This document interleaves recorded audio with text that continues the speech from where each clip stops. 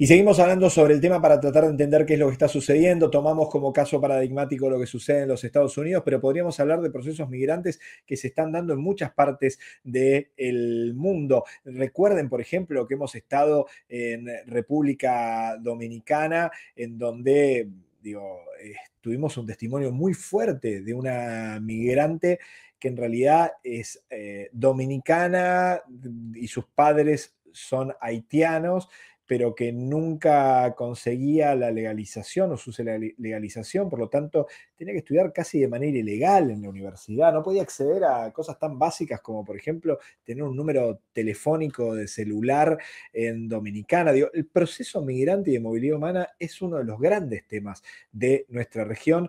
Pero vamos a viajar a los Estados Unidos, vamos a hablar con la profesora del Departamento de Antropología en la Universidad Estatal de Los Ángeles, en Estados Unidos, Esther Hernández. Esther, bienvenida al Infoclaxo y muchísimas gracias por estar aquí con nosotros y permitirnos estos minutos para hablar contigo. Muchas gracias, un placer estar aquí. Bueno, Esther, la verdad que es un placer realmente hablar contigo para tratar de entender algunas de las dimensiones de lo que sucede y de cuál es el impacto de estas declaraciones. Recién hablábamos con Carolina y nos planteaba un panorama de, ok, cuidado con la espectacularización de Donald Trump, con lo que dice, pero ojo que hay todo un sistema legal que parece colaborar en el sentido de cualquiera que quiera generar esta lógica de criminalización de las migraciones. ¿Cuál es tu análisis de lo que está sucediendo actualmente y con estas declaraciones de Trump que no solo elevan, sino criminalizan aún más a los migrantes en Estados Unidos? Sí, pues bueno, de acuerdo con que tenemos que tener cuidado con cómo se presenta esta situación, que es una situación de incertidumbre y bastante ansiedad en las comunidades inmigrantes, pero creo que em, las organizaciones en pro derecho de inmigrantes están preparadas para enfrentar este momento que se está viviendo. Y, pero es importante recalcar eso de que no va a acabar esto con los 4 años de Trump. Es algo que va más allá de, te podría decir, de los años 80, ¿no? Se mencionó los años 80 y conversando con algunas colegas, mencionan esto, ¿no? Que siempre ha habido un rechazo contra el inmigrante y que todo lo que se ha logrado no se ha logrado simplemente por el hecho de que hay un Estado legal, Estado de Derecho en los Estados Unidos, sino por la lucha de los pueblos migrantes para poder protegerse de los ataques que han sufrido por más ya de 40, 50 años. Y sí es un momento, como dijo, deslumbrante en cierta forma, porque cada día se presenta un nuevo reto para las comunidades, ¿no? Y se cambian decretos, se cambian las órdenes ejecutivas, ¿verdad? Por decreto. Y pareciera que no hay un sistema que pueda detener todo este ataque. Pero, pues sí hay mecanismos y creo que las organizaciones como, por ejemplo, la Coalición de Derechos Humanos de Los Ángeles, CHIRLA, donde yo vivo fuera de Los Ángeles, vivo en una ciudad donde es una de las más grandes con población latina, población mayormente mexicana y mexicoamericana, y hay redes de apoyo y hay Ujú. redes que se están trabajando con los municipios y también con abogados, ¿verdad? Ajá. Y todo eso. Entonces, Esther, están preparados, pero es un momento bastante serio y preocupante para las familias. Esther, ¿cómo son esas redes de apoyo? ¿Cómo funcionan? Tú hablabas de abogados, digo, pero ¿cómo se entrelazan con esas comunidades que viven momentos de mucha vulnerabilidad, digo, estando en un país donde van a poner todo su esfuerzo, pero que bueno, que hay sectores que parecen hacer todo lo posible para expulsarlos? Sí, es cierto. Pues las redes funcionan, pues están en función desde hace mucho tiempo, porque como mencionó la invitada anterior, la deportación ha sido una amenaza siempre para las comunidades indocumentadas. Y desde el primer periodo de Trump, esas redes están activas y nunca han dejado de estar activas precisamente porque pues este discurso antiinmigrante no ha parado, ¿verdad? Y luego, pues, son desde los 80 donde las comunidades centroamericanas se enfrentaron desplazamiento, están en redes de defensa, ¿no? De santuario, de solidaridad y continúan. Y esas redes continúan y formaron muchas instituciones aquí en Los Ángeles, por ejemplo.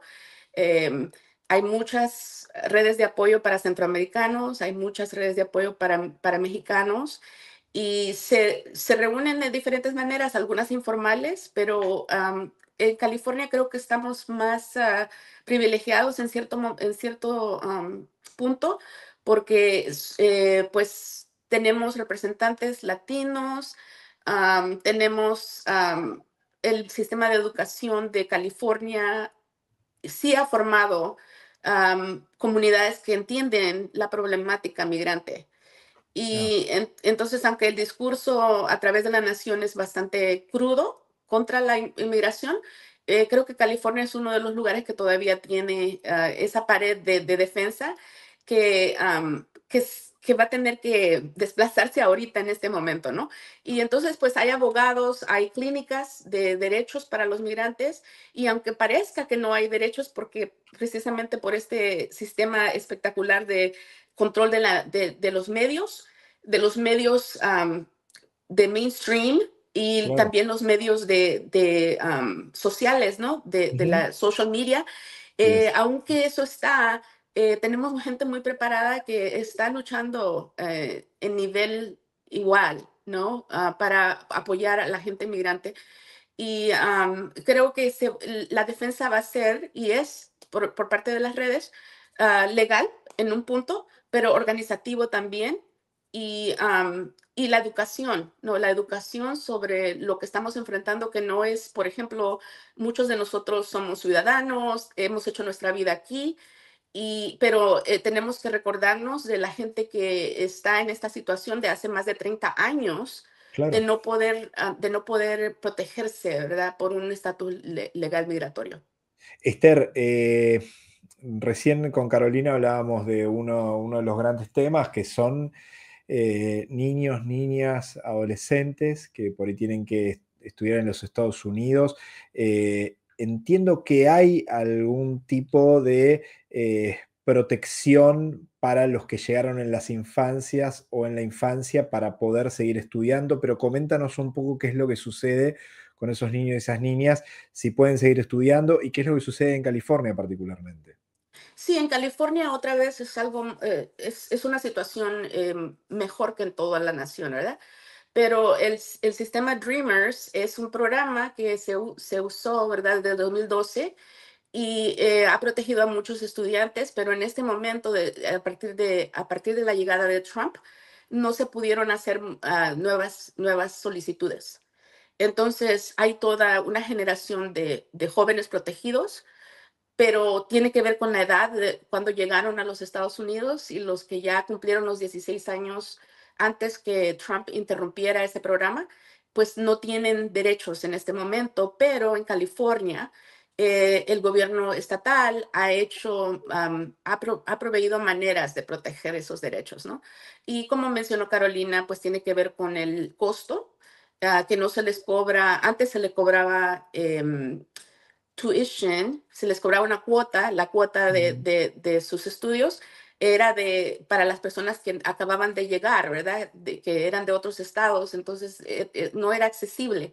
Entonces, eso es lo que hizo ese programa, hacer accesible poder ir a un colegio, aunque no necesariamente proveía los fondos para hacerlo, ¿verdad? Pero por lo menos no les cobraban una cuota que no pudieran pagar.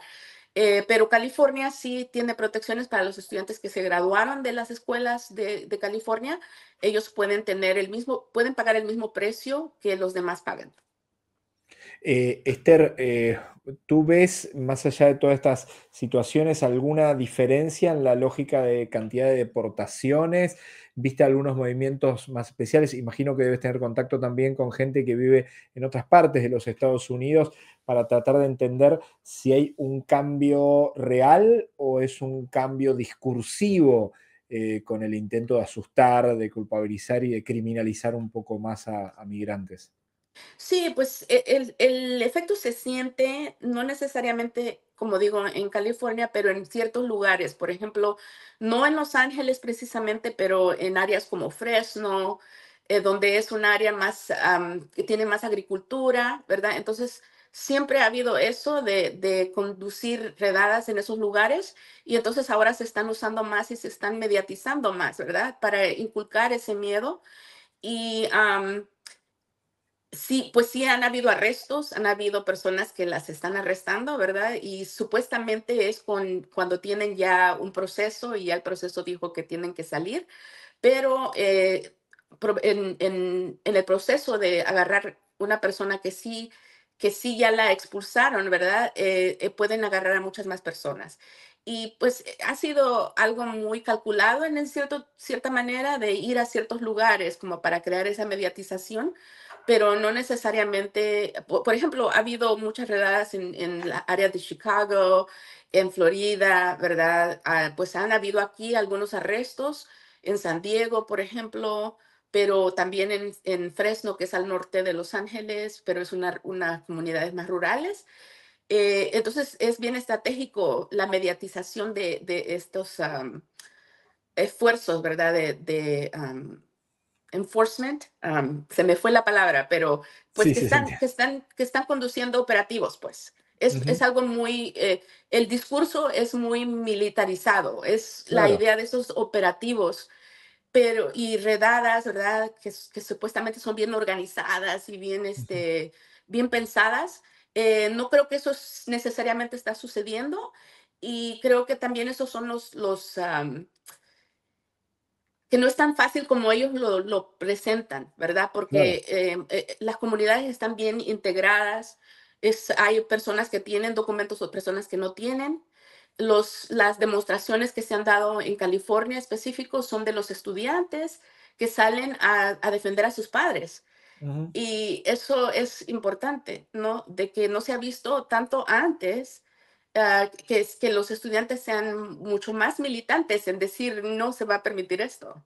tal cual. Entonces, creo que es un momento nuevo, que tiene muchos retos, pero sí, por las personas que están viendo de otros países, entender eso de que es una cosa la televisión, la pantalla, a lo que estaba ocurriendo y al mismo tiempo decir que sí, la gente tiene miedo, porque estamos viviendo un momento económico estamos pasando por un momento económico muy malo y eso está afectando las economías familiares y no solamente se va a quedar en el efecto familiar, se va a extender a las comunidades que forman parte de estos grupos. Esther, me gustaría, si tú nos lo permites, ponerlo en términos un poco más personales. Tengo una información que tú eres salvadoreña, residente en los Estados Unidos, y preguntarte desde hace cuánto tiempo y cómo te impacta a ti en términos personales, bueno, ir trabajando toda la temática de migraciones, entendiendo la cercanía con tus vivencias de todo este tema, ¿no? Digo, hay algo como también de piel, imagino, en Ujú. llevar adelante todas estas temáticas y hablar de todo esto y ver lo que está sucediendo, ¿no? Sí, pues yo soy de las comunidades como las primeras que llegaron aquí a Estados Unidos a reunirme con mi mamá, que vino en los 1978 por ahí. Y Bien, pues cuando se estalló la guerra en El Salvador, pues venimos acá, toda la familia a los Estados Unidos en los años 80, en las primeras años de los 80. Entonces, vivimos una situación diferente porque fue en esos momentos también donde, por una parte, una gente se pudo integrar muy bien a la economía de Estados Unidos y otras se quedaron atrás a mediados de la década de los 80, precisamente por las políticas migratorias de Estados Unidos, ¿verdad? Porque tiene ese de como ser como dar un poquito, pero quitar mucho más, ¿verdad? Entonces, como por ejemplo, siempre eso de los dreamers, ¿verdad? Es darles algo a la comunidad, pero quitarles mucho más, ¿verdad? Quitarles la sustentabilidad que es que por sus propios medios puedan buscar ellos el empoderamiento comunitario, ¿no? Entonces, Ujú. lo he visto no solamente desde la perspectiva de ser una migrante también a los Estados Unidos, pero de estudiar todo esto por casi ya más de 20 años.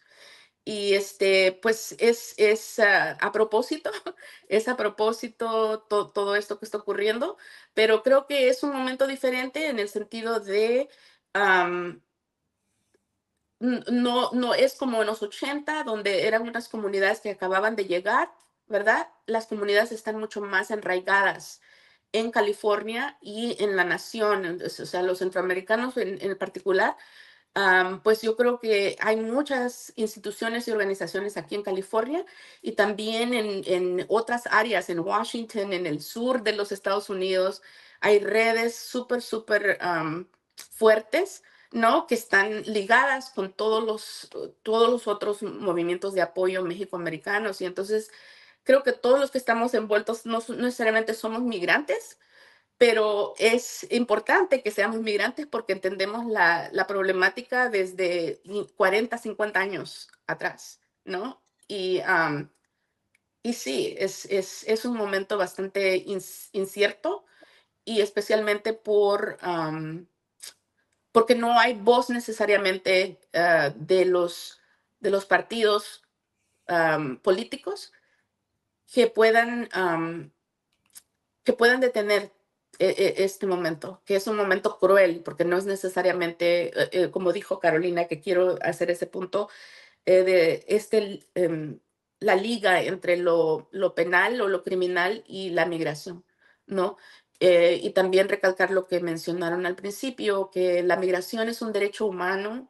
Ujú. Como centroamericano lo entiendo perfectamente, precisamente por haber sido afectada personalmente por la guerra en El Salvador, una guerra civil, am, que fue pues fomentada por los Estados Unidos, ¿no? O sea, Ujú. no podemos hablar de la comunidad centroamericana en Estados Unidos sin el papel céntrico que tuvo los Estados Unidos en crear ese desastre, ¿no? Y entonces, sí, podría decir muchas cosas sobre, pues sí, la conexión personal, pero pues sí hay mucha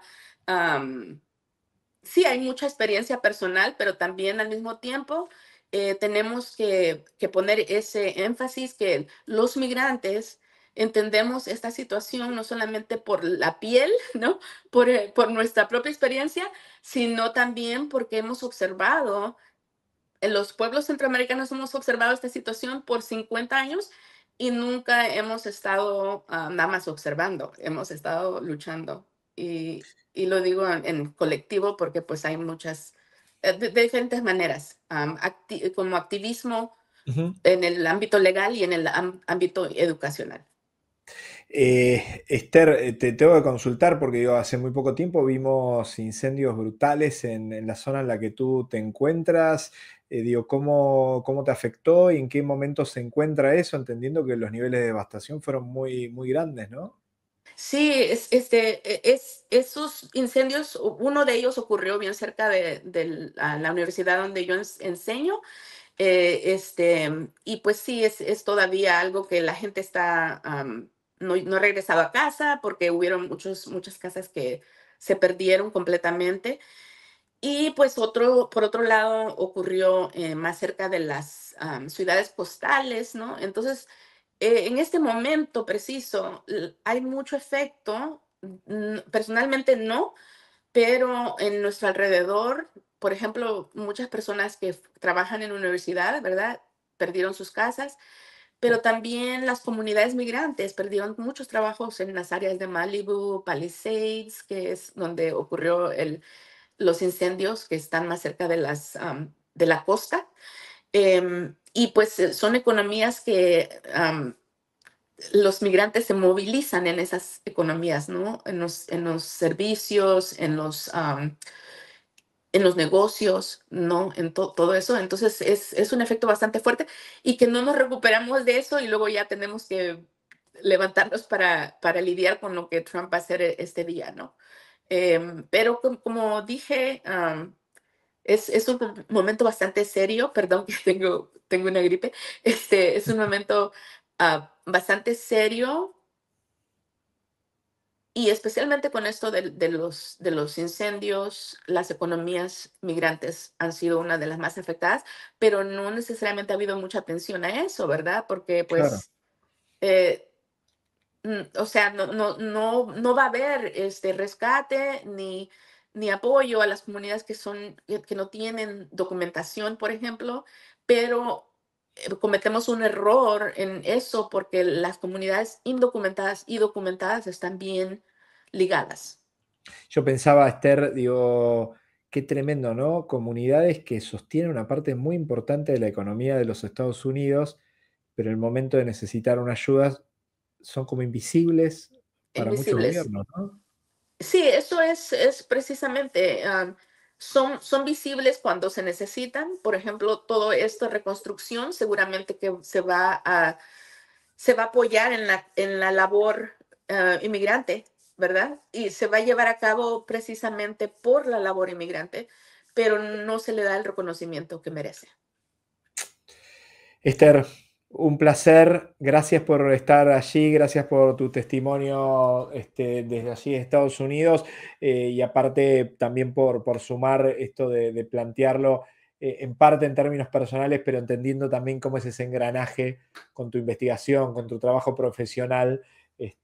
Bueno, porque eres la misma persona y ese engranaje también lo vuelve muy potente. Así que muchísimas gracias. Muchas gracias por la invitación. Estábamos hablando con Esther Hernández, quien nos traía desde Estados Unidos. Ella es profesora en el Departamento de Antropología en la Universidad Estatal de Los Ángeles, en los Estados Unidos, y nos traía esta posibilidad de plantear qué es lo que sucede ahí con las redes de apoyo, con los espacios, qué sucede en los lugares donde hay decenas de miles de estudiantes, ¿no? Que quedan en algunos casos de protegidos, en otros casos nos comentaba el caso de California, por ir con un poco más de protección, pero me quedo con esta lógica, ¿no? De invisibilidad visible, ¿no? Digo, porque son comunidades centrales para la economía de los Estados Unidos. Digo, lo vamos a ver en un rato cuando hablemos con Leandro Morgenfeld, por ejemplo, lo que está sucediendo en la Florida, en los Estados Unidos. Centrales para los Estados Unidos, para las economías de esos países. Centrales en lógica de trabajo, en un sinfín de trabajos que no hacen muchos ciudadanos estadounidenses. Pero son invisibles al momento de la ayuda, son invisibles al momento de la necesidad. Entonces, qué tremendo, y encima son criminalizados, ¿no? Digo, bueno, tremendo. Vamos a dividir brevemente, gracias a la gente que está del otro lado, muchísima gente y muchísimo agradecimiento por eso. Separamos y continuamos con una nueva entrevista, un nuevo contacto para seguir hablando de qué es lo que sucede. Hablamos en términos de migración y de movilidad humana, vamos a ampliar un poco más qué es lo que pasa con el mapa político, con la llegada de Donald Trump a los Estados Unidos.